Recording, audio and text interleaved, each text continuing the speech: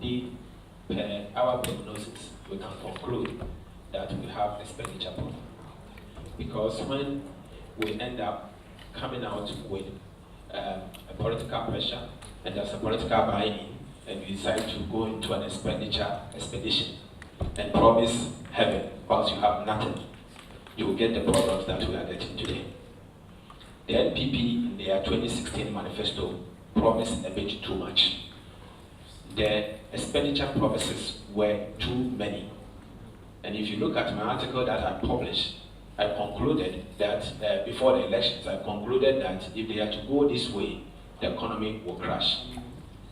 You see, unfortunately, this is where we are getting to. So the problem is not revenue. On the back of revenue, what we are saying is that a lot is happening over a short term. Oil revenue has increased about 82% as a result of the measures that we put in place. An example is the PRG, partial risk guarantee, that the NDC administration decided to implement. In fact, that introduction of the PRG brought in private revenue, private investment about $6 billion US, and the former minister for energy is here, Honorable Kofi Bua. He championed it, working with my former boss, Honorable Seth. We've got private investment for us to develop an oil field called Sankofa, and also to do the 10. So this is what has actually helped the oil revenue to go up. Again, we have seen an increase in oil revenue accruing to the annual budget funding amount, ABFA. The oil revenue in 2015 and 2016 came down to the extent that the petroleum prices, world petroleum prices came down to about $40. For some good reason, it has gone to about $70 per barrel. This is coming into the kitty. Don't forget that we also had the ESLA.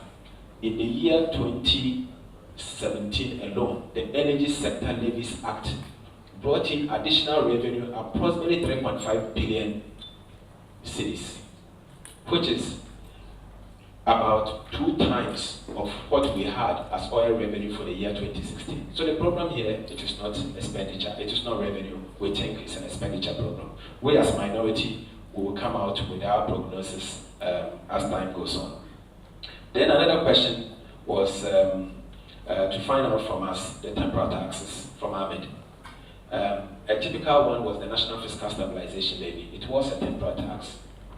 It was introduced by my good self when the former minister asked me to appear before Parliament to take it through the motions. We had a sunset clause that says that the tax in question was going to expire in the year 2017.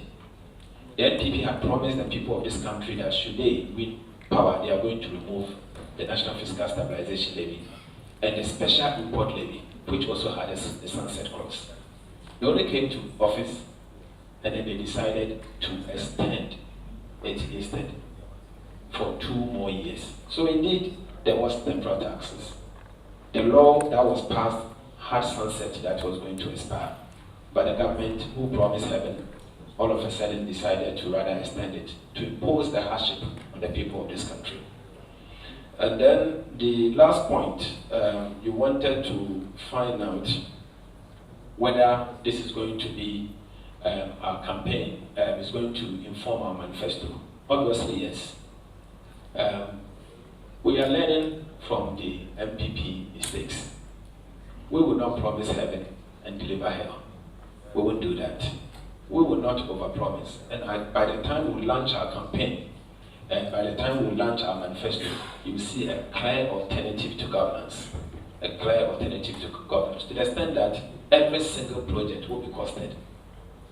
And then Ghanaians will be given the opportunity to look at it going forward.